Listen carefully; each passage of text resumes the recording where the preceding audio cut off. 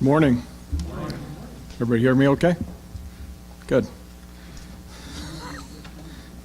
We welcome you in the name of the Lord this morning, and hopefully our worship will be fruitful. This morning I'd like to read out of a very well-known scripture. It's out of James, chapter 1. If any of you lack wisdom, let him ask of God, that giveth all to men liberally, and upbraideth not, and it shall be given him. There are a couple more scriptures I would like to read to you this morning, but our emphasis this morning is on two things. The first one is on prayer and how we go about praying to God, the places we do it at, and how we do it. Our next scripture I would like to read is out of Mark 11, 26 and 27. And therefore I say unto you, whatsoever things you desire when ye pray, believe that ye receive, and ye shall have whatever ye ask. And when you stand praying, forgive if you have aught against any, that your Father also, who is in heaven, may forgive you your trespasses. And the third scripture is out of the Book of Mormon, Book of Nephi, chapter 8, verses 50 and 52. And it came to pass that when Jesus had spoken these words unto his disciples, he turned again unto the multitude and said unto them, Behold, verily, verily, I say unto you, ye must watch and pray always, lest ye enter into temptation. For Satan desireth to have you, that you may sift you as wheat. Therefore you must always pray unto the Father in my name, and whatsoever ye shall ask the Father in my name, which is right, believing ye shall receive, behold, it shall be given unto you. Pray in your families unto the Father, always in my name, that your wives and your children may be blessed. One of the things that I would like to emphasize, and maybe you know this and maybe you don't, but in that particular scripture in the Book of Mormon, they use the word verily, verily. And that's used many times throughout the scriptures when they say verily once, and then sometimes they say verily twice. The one that comes to mind the most is in the book of John, because in that book of John, they do it 25 times. He says, verily, verily. And you say, well, what does that mean? Well, going back and looking at the Greek translation to this word, it means listen. And if he says once, it's probably important. But if he says it twice, it must be really, really important. So it's one of those things that when you read that, and it says, verily, verily, I say unto you, you might be wanting to pay attention because it's really important. And all through the scriptures, through the Bible, the Book of Mormon, and even in the Doctrine and Covenants, there are references where it says, verily, verily, I say unto you. And that means it's pretty important stuff. Like I said, I wanted to talk to you a little bit about prayer this morning. It is through prayer that we share our desires and needs with God.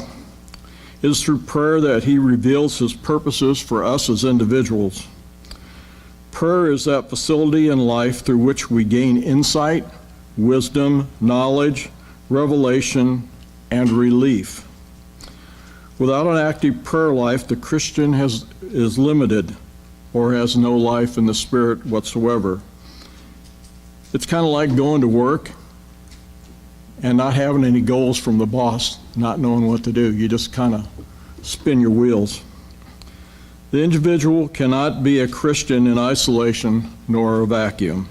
Prayer gives the individual the courage and the desire to be with God and to share with others. A very good example of that is in Matthew 6, 10, 15. And if that sounds pretty familiar, that's the Lord's Prayer.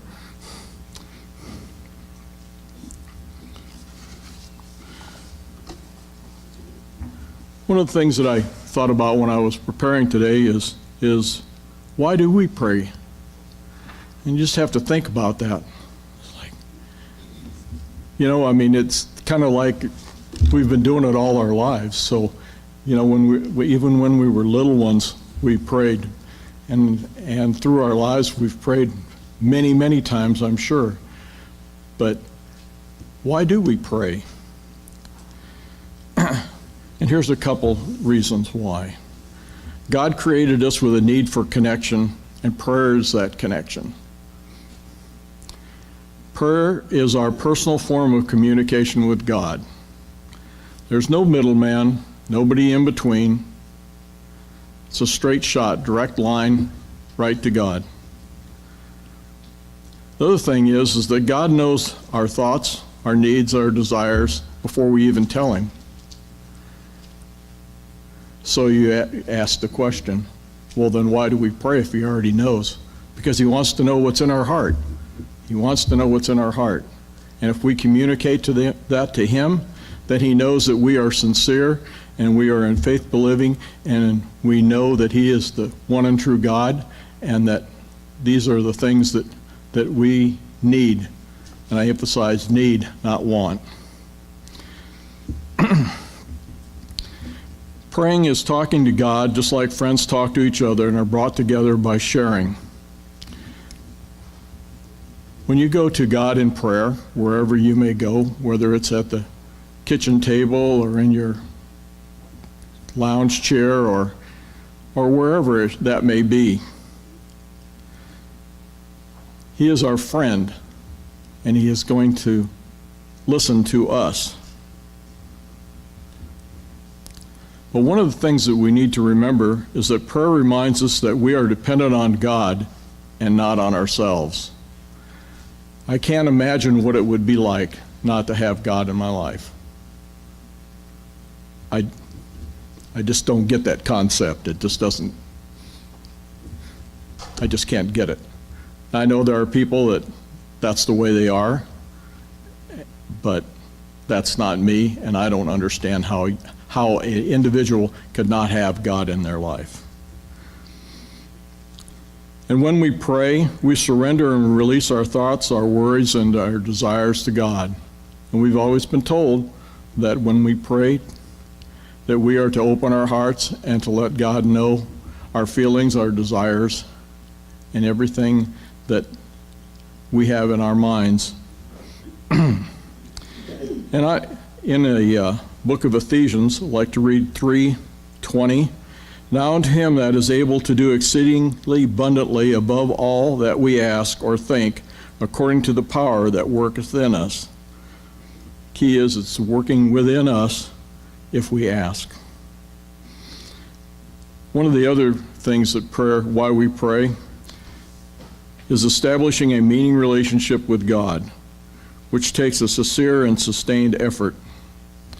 And that's one of the things that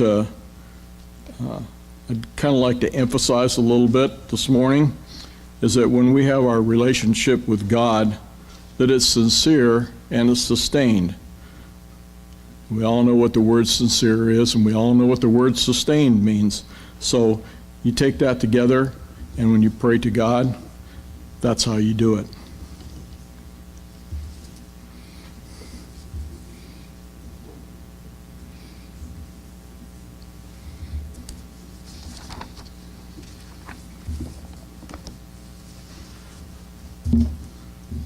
The other thing is I would like to just touch base on is, what do we pray about?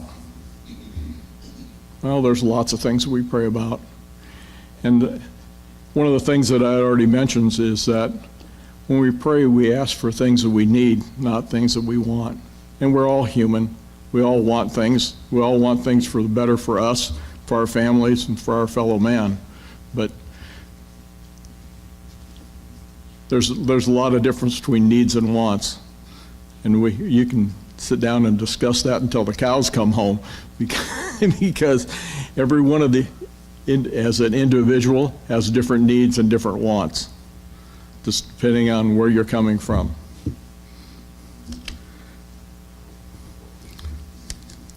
One of some of the things that I wanted to mention about is why we pray.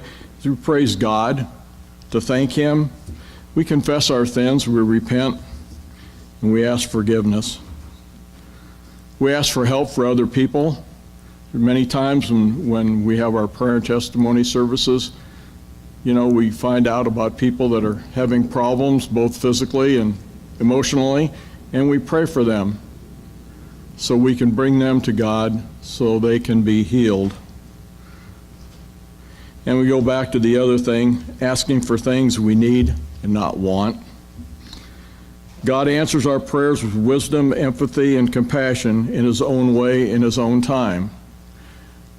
You may think, well, we prayed this morning, we'll probably have an answer by this afternoon. Well, that isn't how it works. Sometimes it does, but not always. And the answer will come when you least expect it. The thing that I really want to emphasize this morning is it's not so much the praying to God, but the time you take after you pray to listen for that response. Prayer isn't like going to McDonald's and going through the drive-thru and asking God, okay, I need this, this, and this, and this, and this, and this, and you're on your way. When you do pray, take time to look for that response, because you never know when that response is going to come. It may come immediately, may come that same day, it may come next week, may come a month later. But if you are sincere in your prayers, God will answer your prayers. I will guarantee it. Here's a little story I would like to read. And this is about a mother and a child. Are you listening? A mother asked her child. She knows the child's hearing is fine, but wonders if her child is attending to what he is being said. Is this child really listening? Appearances don't always tell the story. We learn at a very early age to look attentive when our thoughts are actually far away. I'm as guilty of that as anybody. Sometimes sitting in church and thinking about what I'm going to do that afternoon or during the week. And I'm sure that I'm not the only one that happens to. But there's a difference between, and I'm not going to go into this because this is part of a sermon that I'm going to give later on, but there are two different types of listening. There's active listening and there's passive listening. And that's all I'm going to say on that. This morning I would like you to consider what I've talked about prayer and about your sincerity with prayer. But the emphasis is to take time to listen for that response, because you'll never know when that response will come. And I know that when you pray, you will be sincere and you will get the answer that you're looking for.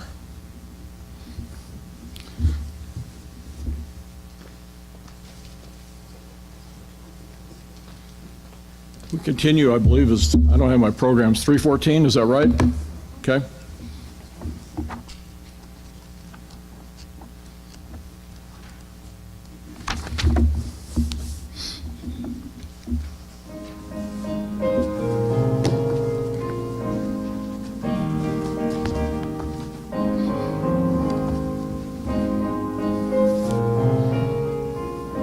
Can you please stand?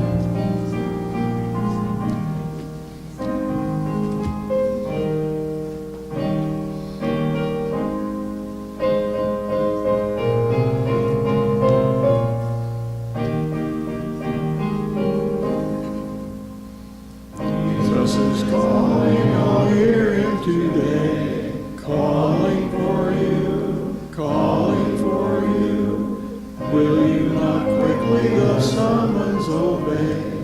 Jesus is calling for you, calling for you, calling for you. Hear Him today.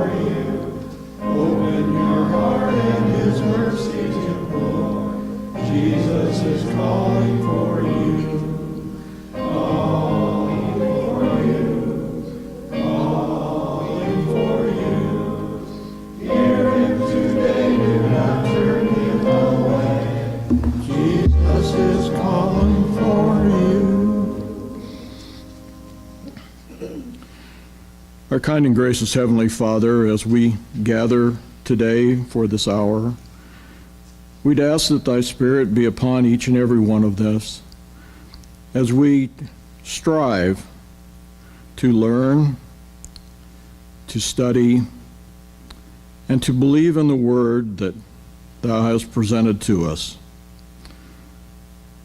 I ask, Father, that You be with the speakers of the day, our class leaders, and all those that will bring us the Word and the interpretation of that. We thank You, Father, for giving us this hour to be together in fellowship and thanksgiving. And we ask this in Jesus' name. Amen.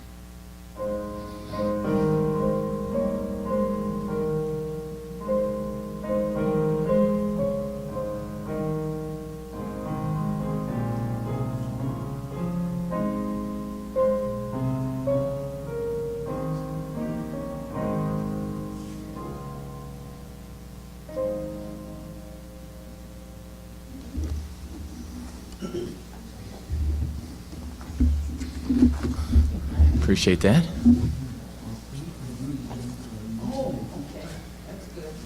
All right. So,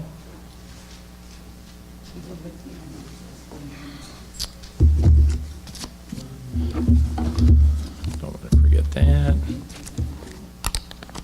What a lively looking class this morning. I think in a week we'll see how lively you are, because doesn't the time change and everybody become, blurry-eyed. But, if you're like a good farmer, you get up at 4 a.m. every day, right, guys? Right. Jack, no. Well, that's the details.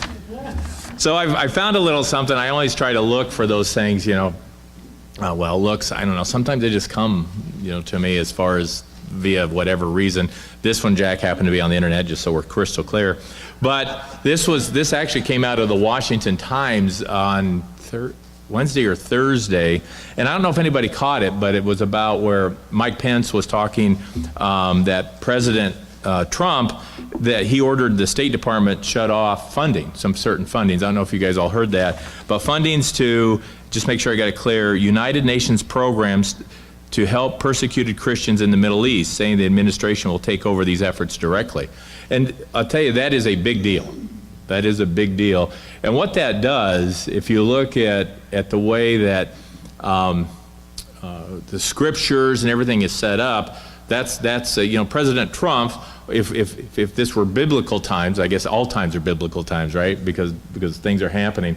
But that would be the leader of our country or our king making a decree that now what they are doing, or what we'll be doing, would be helping those persecuted Christians directly and not using a separate entity. And that's making a stand before God, saying that this is what we're going to do.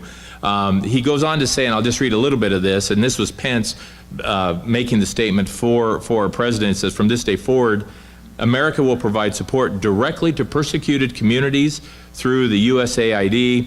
Mr. Pence said at the In Defense of Christians annual dinner in Washington, we will no longer rely on the United Nations alone to assist persecuted Christians and minorities in the wake of genocide and the atrocities of terrorist groups.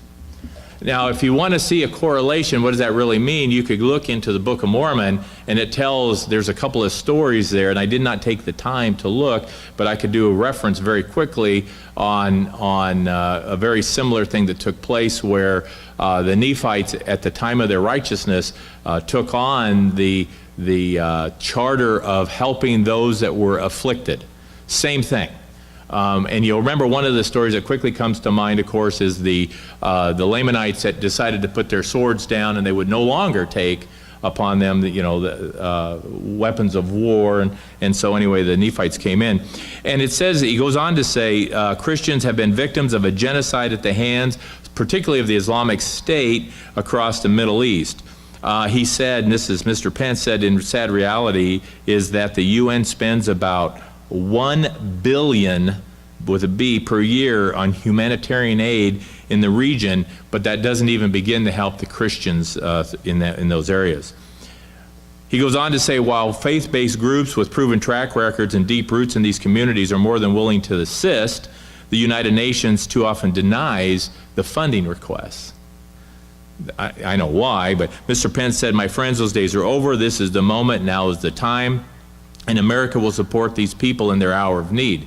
Now, prophetically, that's a statement. That's a statute. That's a statement being made by a leader of our country that would be recognized.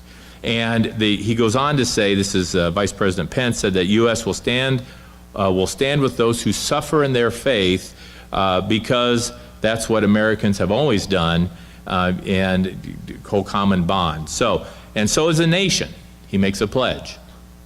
So he goes, and so as a nation, we pledge to support them in these trying times and every day.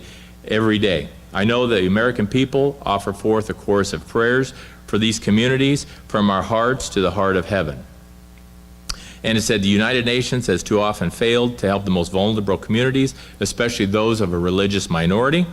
And he said the result has been that countless people continue to suffer and struggle needlessly. And it's interesting that this did anybody catch that in mainstream news? I mean, the Washington Times had it, but anybody else catch it in the mainstream news? Was it on TV? See, I don't watch TV really. Not much. Football a little. You can't read much. So we see, though, it's interesting, but you would think that would make some real mainstream news, and it'd be a great deal, because that is when anytime a country or a nation steps outside of the United Nations, that's kind of a big deal. Because the United Nations, of course, is supposed to be this huge humanitarian front for the great and good of all, and there are times that it hasn't necessarily fulfilled or lived up to that calling, I guess. So I thought I'd bring you that with those words of wisdom this morning. I thought it was kind of interesting. Yeah, Roberta? Because I think, the last thing I saw on the news a couple days ago was that she's still having issues with that family who claimed we had the issue with the Paul Soldier situation. What they're still showing on the bylaws. So anything about this, I haven't seen anything. Yeah, and that's weird. I'll tell you what's of course, we all like good gossip news, and the problem with our leadership sometimes is there's not good enough filters, and not strong enough people around him to filter him. Because for all the good he's trying to do, we do pick up on some of those things, and much of it, frankly, he's brought on himself in those circumstances, right? We are human beings. We think the worst of people come best. True. We expect the worst of people come best. Even in our own family, we don't give people enough credit. What we find is people live up to the expectations that we hold for them, then they surprise us. I would offer this to you. There were 4 people he called that day. 4 families. You never heard a peep out of the other 3. Nope. Yeah, but it's not very publicized. What's publicized is this one family that happened to have a congresswoman listening in on the conversation. Yeah. You can tell this was a setup to get there. Also, I would offer to you, I have prepared senior people for those kind of phone calls. I have given those kind of phone calls. You have. He had. I will bet everything in my career over there in the video that he had the guy's name, that verbiage, the names of the family, the circumstances, anything particular that they knew about that family. And while they are not obligated to follow that script, generally it gives them the guide for which they follow. They might not use the specific words, most times they do, but they might not use those specific words. Yeah, we take him at his worst. And we say, he said those things, or she said, he said. Do you really believe the President of the United States called you to disrespect you, to not honor this man's life? No. Really? That tells me more about you and this congresswoman than it ever tells me about Trump. Absolutely. But we don't look at that side of it. That's what's amazing to me is the press will spend and print because that's what sells newspapers. Absolutely. And that gets to human nature because it feeds this idea everybody's as bad as we say they are. stop and think about, there were 3 other families he's called. They all spoke highly of the interaction, but that's not politicized.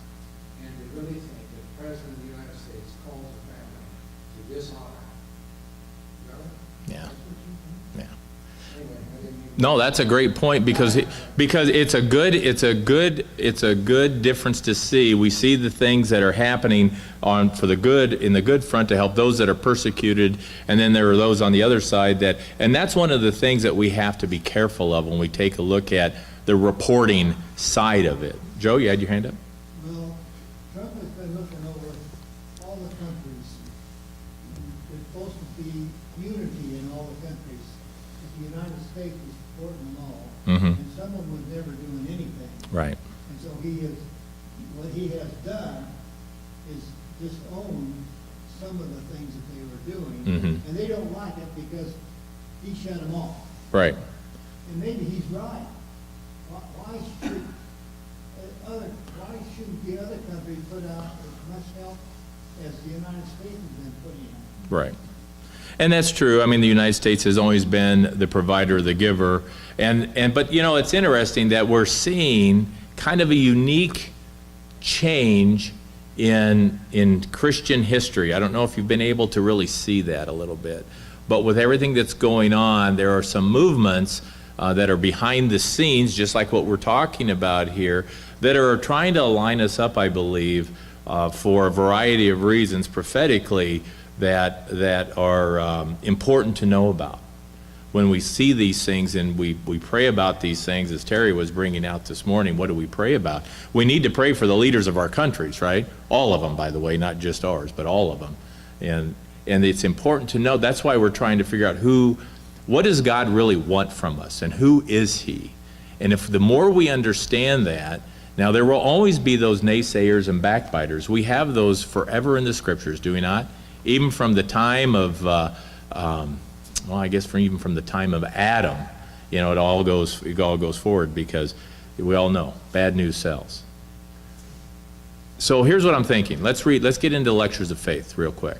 So let's get into lectures of faith, and I want to take us very back, right to the back of, or right to the beginning, I should say, lectures of faith 4, and it's a good guideline for us, but it's also important, though, as we read this, that we see what God is about as we try to understand everything that goes on. Now, we have to understand this. The more, and hopefully you believe this, the more that you know about God, who else will you know more about? Yourself, and who else? And Satan.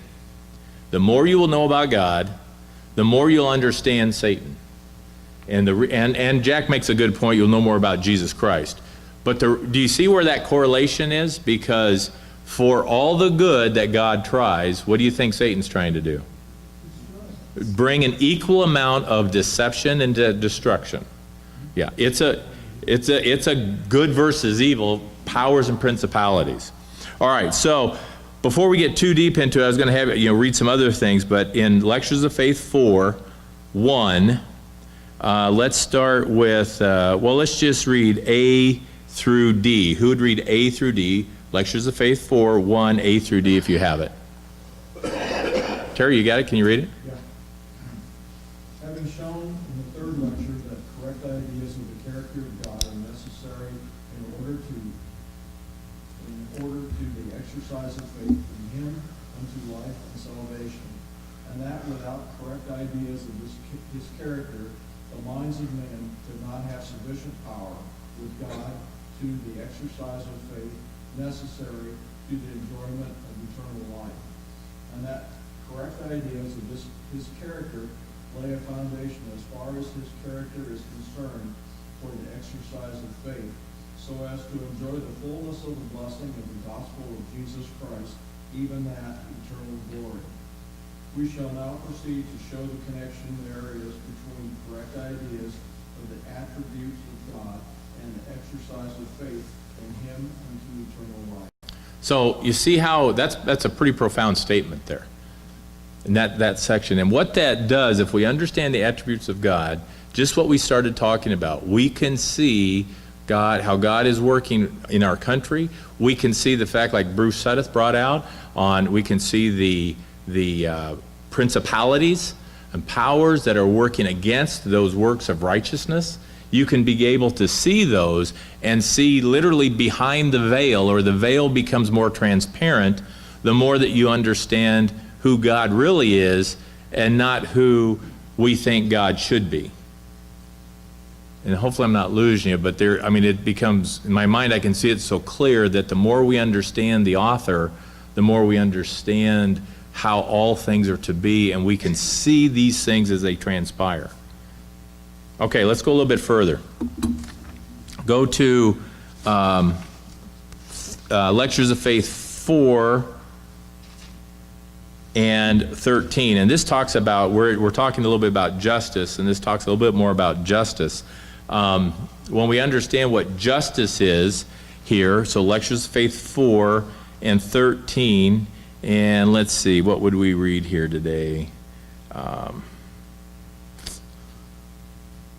Let's read B. Let's start with B and C. Who would read 4, 13, B and C? Luann, do you have it? For without the idea of the existence of the attribute justice in the deity, men could not have confidence sufficiently to place themselves under his guidance and direction, for they would be filled with fear and doubt, lest the judge of all the earth would not do right, and thus fear or doubt existing in the mind would preclude the possibility of the exercise of faith in him for life and salvation. Okay. Does that make sense to everybody? Didn't you understand it? Okay. Then you need to sit in the front row. No, the back row is farther away. So here's what we're trying to do is understand that without the idea of the existence of justice, understanding what justice means to God, and so what does justice mean to the rest of us? What does justice mean? Fairness. What do we have? What kind of system do we believe we have? Law. A justice system, or a law justice system. We have that, and why do we have a justice system?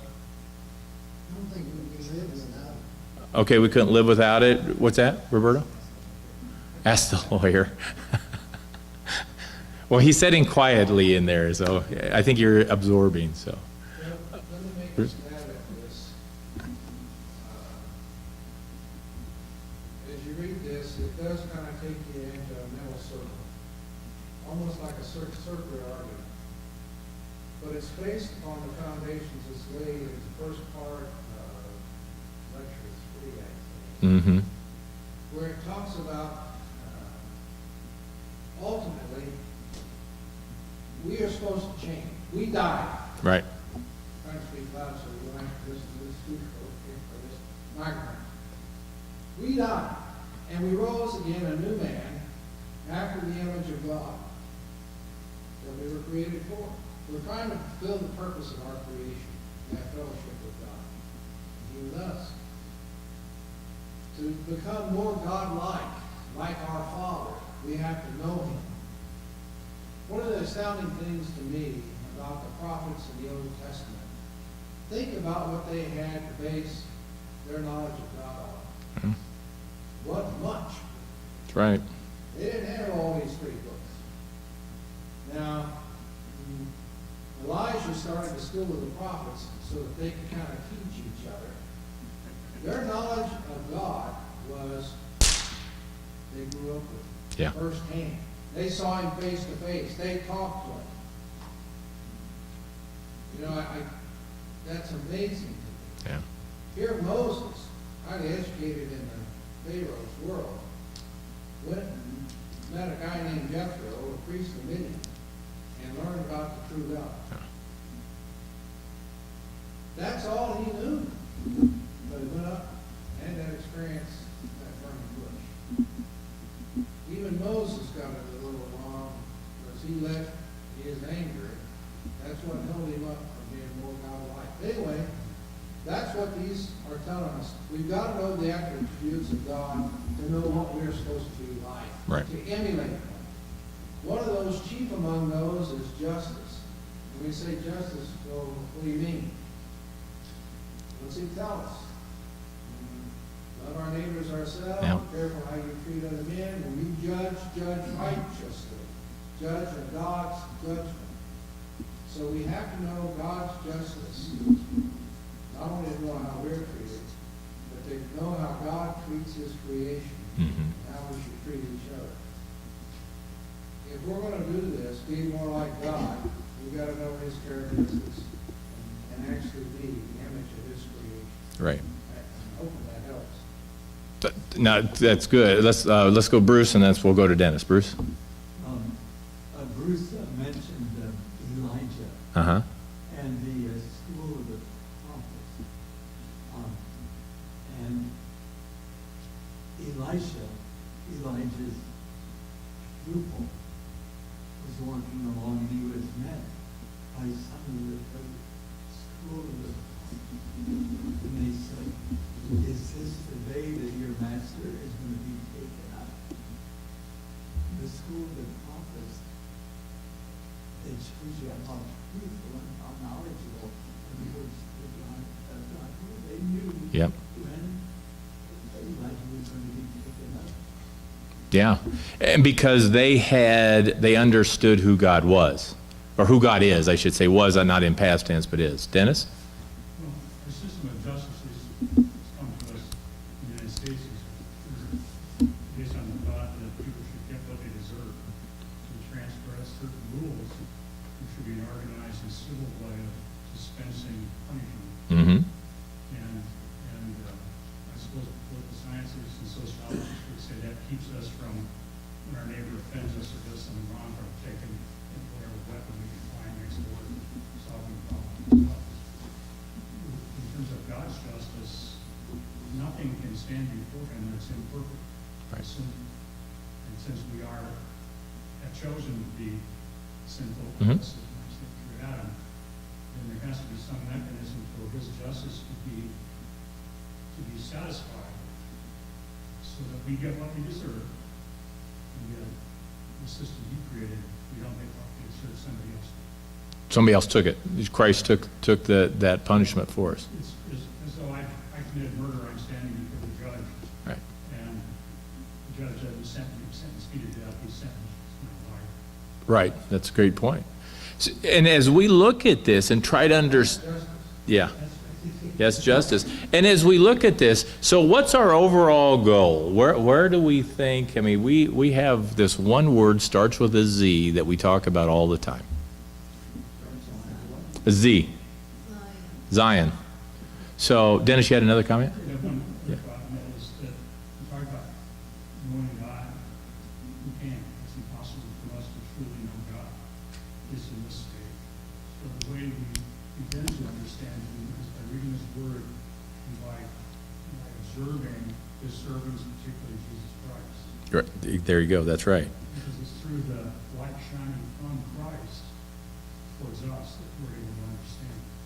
And through the imposition, this kindness or the activity of the Holy Spirit on us. Because if we don't have that, we're not going to understand it. We can go stand at the top of the highest mountain with the most beautiful sunset and still not get it. Right. And that's true. That's a good point. Bruce Riley? You hear a lot of the preachers on prophecy quoting from the Bible about the last tribulation Yeah. is going to be greater than any tribulation before that in the history of the world. And what they always omit is that, but Jacob will be saved out of it. Now, who is Jacob? Jacob was the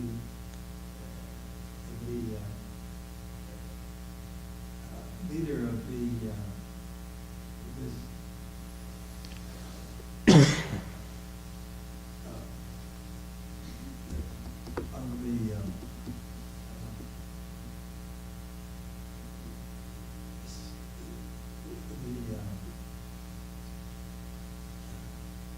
lineage Mm-hmm. They could lend to his Jacob. Mm-hmm. Well, Jacob, it says, will be as numerous as the stars of heaven, Mm-hmm. the sands of the sea, be a blessing, the whole world. And I've got an uncle that passed away at 104. Mm-hmm. When he was growing up, he knew Joseph a lot. Oh my goodness, he was very, his word of the day. Mm-hmm. Well, Joseph Love would tell my uncle about things that happened to him at Mount Ruth. And he said that before controversy entered into the church, that 85% of his sermons were preached on that we are shaken. Huh? We are the United States is the only nation in the world that was founded upon Christianity. Yep. It's the only nation in the world that is a blessing to all other nations. Yeah. We are truly blessed. There's no two ways about that, right? So when we take a look at justice and judgment and those types of things, remember we started talking a little bit about Zion. How are we supposed to be in Zion? Or how is Zion supposed to be? How will we judge and have justice there?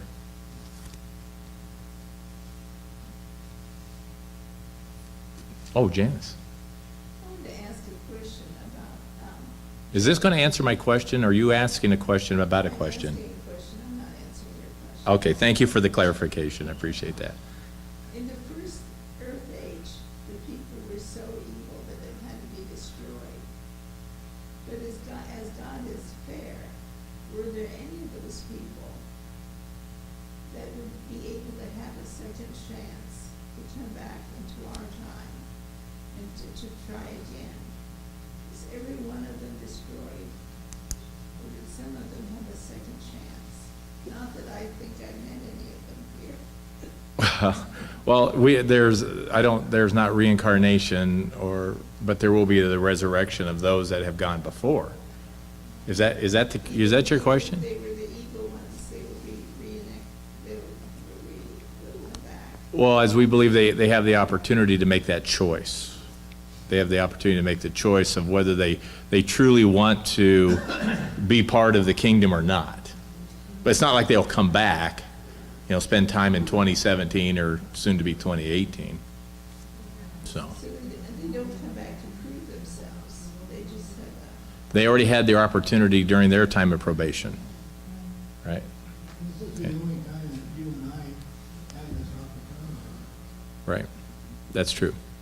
So. that means that every one of them were evil. Well, and I don't know that because I didn't meet them. So I don't know that it goes back to this judgment and justice. My brother, we were just talking about it. My brother over here clearly, eloquently expounded on it. The part I didn't emphasize. Part of what this talks about is we don't have faith. I'm going to get to answer your question here, I hope. No, that's okay. In order to exercise faith, how do we exercise faith? We live it. Mm-hmm. We put in practice. We move out and trust believing, not seeing the promise of it, but having the promise of it here. Right. Things not unseen, no, they're unseen.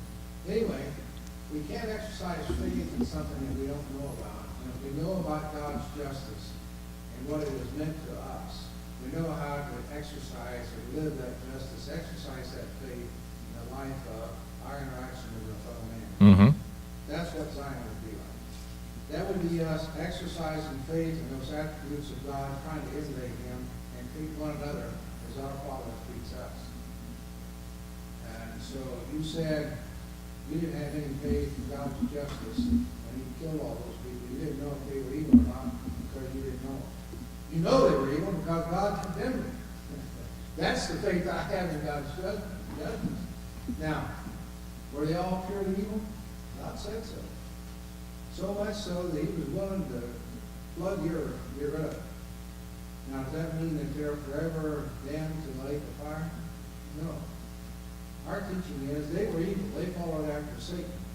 Did they know God at all? We know that the Holy Spirit reaches out to everyone. Mm-hmm. But they want to be taught. And that's what hell's all about, is a teaching place. My grandfather's in there teaching. I know that. Yeah. But someday, Jesus owns the door to the Hades, to hell. Someday, at the resurrection, whichever one, they're going to come forward and be judged according to what they've learned and accepted. Yeah. Almost like new school teaching and giving grades. What? What did she say? F. F? For fire. Oh, for fire and brimstone? And that's a good point of clarification. So, I'm Jack? just giving you a hard time. No, that's very good, Jack. And you answered my Zion question too, Jack. We don't want to forget, this probation period, when we go to the prison house, we still have our agency there. So the judgment will be on those at that time, according to their agency, what they want to do. Right. They may never come. So Brother Jack, when do you lose your agency? Beg pardon? When do you lose your agency? You never. Never. Exactly right. That's right. Even the angels had agency. That's right. That's why a third of them chose to go south instead of stay north, right? Hey, if I could take a moment. Yeah. I've talked most of your class. That's okay. Take a point from where you started. Isn't it wonderful? We're reading these scriptures about the northern kingdom. Yeah. How the kings led their people to worship and do unrighteous things. And how the punishment, the people did them. Yeah. They went along with it. The unrighteous things that they did, God came to them and warned them with his prophets, brought calamity upon them, trying to chastise them and bring them back.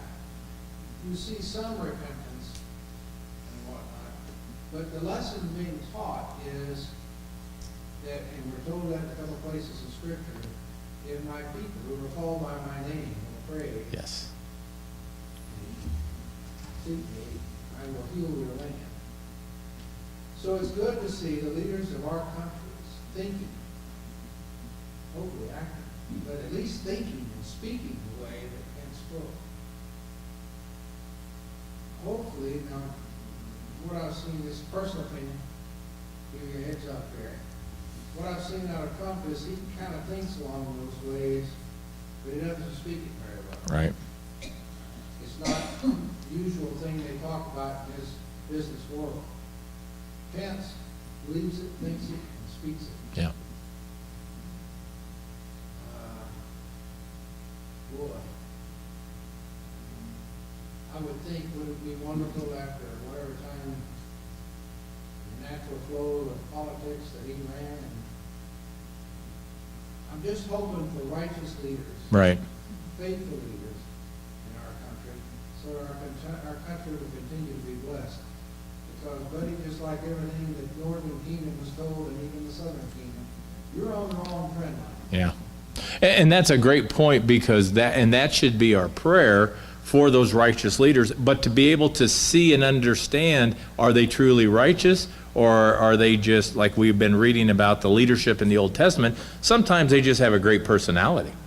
And sometimes they speak well, they're articulate, and they get you on your side, right? It's not heartfelt, it's what's needed at the moment for them to get what they want. Yeah, that's exactly right. And it's a good to know, because as we move forward in time, it's more important for us to understand. And to your point, which is a great point, Bruce, as a people, we can have an effect, an absolute positive effect, well, or even a negative effect, but by prayer, by healing the land. And never underestimate the power of your prayer, as we were talking a little bit, as Terry kicked it off this morning.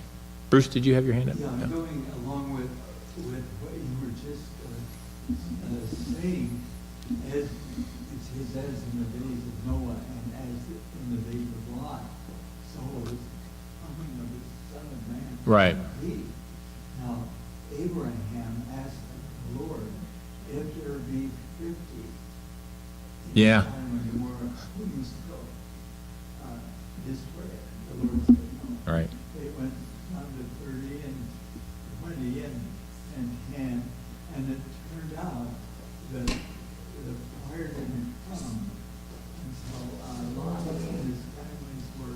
Right. And then Yeah. so it might be that a little, meeting like we had here might be among matters that is holding off the vengeance of the I do believe that, Bruce. I absolutely believe that with my heart and soul. So, all right, well, we're running out of time. I want to leave you, I'd like you to read, and maybe I gave this to you last time, but we didn't quite get there, but great class. In Romans 5th chapter, the 5th chapter, now see, Terry's actually going to be, I'm going to be gone next week. So Terry's going to be teaching the class. And now Terry wants you to read entire chapters. That's why I'm going to paint it, Terry. You're not up front yet. So Terry's going to be the taskmaster. I bring the... Anyway, for reference, Terry's going to be teaching out of Matthew 13, Mark 4, and Luke 8. Matthew 13, Mark 4, Luke 8. Facilitator. There you go. Facilitate Matthew 13, Mark 4, and Luke 8, which appear to be chapters in my book. I actually give you verses to read, singular verses. So. Oh, yeah, in Romans, I'd like you to read chapter 5, verses 1, 5, 6, and 8 through 10. Yeah, 1, 5, 6, 8 through 10 in Romans. So, and be nice to Terry as he's the substitute. So, Matthew 13, Mark 4, and Luke 8. Those are chapters. I knew a man, elder by the name of Conrad Johnson, very educated community. And he told me many times that he had felt very strong that he would be preaching in that freedom. Is that right? And there are those that have borne that testimony many times that their calling is. One that gave me all these books. I asked you some of them. Oh yeah. I got a bunch of them at home here. You need to bring them. I did.